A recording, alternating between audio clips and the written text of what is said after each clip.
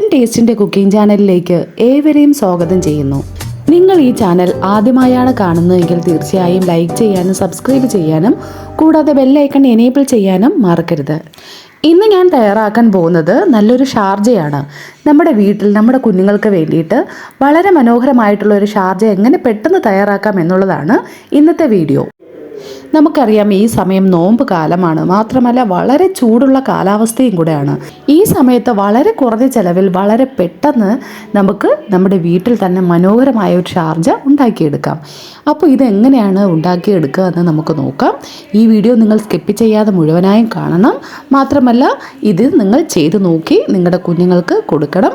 തീർച്ചയായും ഇത് നിങ്ങൾക്ക് ഇഷ്ടപ്പെടും. അധികം സമയം കളയാതെ നമുക്കിത് എങ്ങനെയാണ് ഉണ്ടാക്കുന്നതെന്ന് നോക്കാം. ഈ ഒരു ഷാർജ തയ്യാറാക്കാനായിട്ട് ഞാൻ കുറച്ച് കാഷ്യൂസും അതുപോലെ തന്നെ നമുക്ക് നിലക്കടലയും ആവശ്യമാണ്. കാഷ്യൂസ് ഒരു 15ഓളം കാഷ്യൂസ് ഉണ്ട്. അതുപോലെ തന്നെ കുറച്ച് ബദാം എടുത്തിട്ടുണ്ട്, 15ഓളം ബദാമുണ്ട്. ഇനി എടുത്തിരിക്കുന്നത് ഒരു കവർ പാല് ഫ്രീസറിൽ വെച്ച് അതിന് ഐസ് ക്യൂബാക്കി എടുത്തിട്ടുണ്ട്. അത് നമുക്ക് അത്യാവശ്യമാണ് ഈ ഒരു ഷാർജ തയ്യാറാക്കാൻ. ഏറ്റവും ഇമ്പോർട്ടൻ്റ് ആയിട്ടുള്ളത് അത് തന്നെയാണ്. പിന്നെ എടുത്തിട്ടുള്ളത് 3 പഴമാണ്. ചെറിയ രസകദളി പഴമാണ് ഞാനിവിടെ എടുത്തിട്ടുള്ളത്. അതുപോലെ തന്നെ ഞാനിവിടെ ബൂസ്റ്റ് എടുത്തിട്ടുണ്ട്. 3 കവർ ബൂസ്റ്റ് നമ്മൾ പാക്കറ്റ്, ചെറിയ പാക്കറ്റാണ് ഇവിടെ എടുത്തിട്ടുള്ളത്.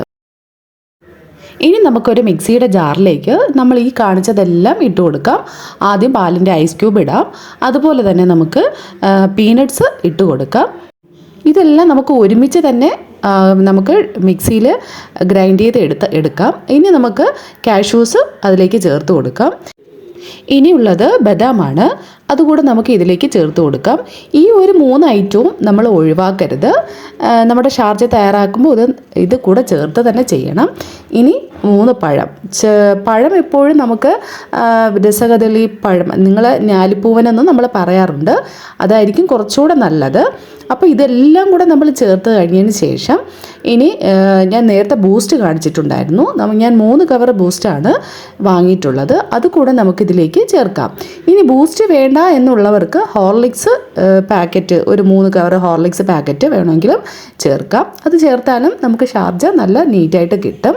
ഇത് കൂടെ ചേർത്ത് നമുക്ക് ഇതിനെ എല്ലാം നന്നായിട്ടൊന്ന് അടിച്ചെടുക്കാം. ഇപ്പോൾ ഞാനിതെല്ലാം അടിച്ച് ഒരു ഗ്ലാസ്സിലേക്ക് സെർവ് ചെയ്യാം. ഇതാ കണ്ടോ, നമ്മളെ ഷാർജ ഇപ്പോൾ വളരെ പെട്ടെന്ന് തന്നെ നമുക്ക് റെഡിയാക്കി എടുത്തിട്ടുണ്ട്. വളരെ കുറഞ്ഞ ചിലവിലാണ് നമ്മൾ ഇന്നത്തെ ഷാർജ തയ്യാറാക്കിയത്.